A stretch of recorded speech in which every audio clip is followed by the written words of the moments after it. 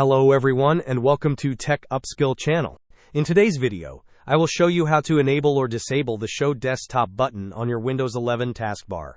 And now let's get started.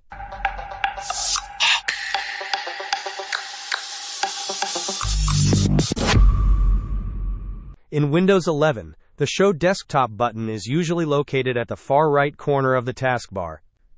When you hover your mouse cursor over this specific corner, it minimizes all open windows, revealing your desktop. To manage this feature, right-click anywhere on your taskbar and select Taskbar Settings.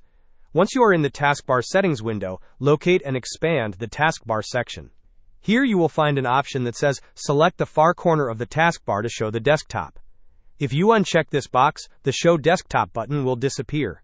Conversely, checking this box will make the Show Desktop button visible and functional again. Hope this was helpful. Don't forget to like and subscribe if you enjoyed. As always, thanks for watching, and I will see you in the next video.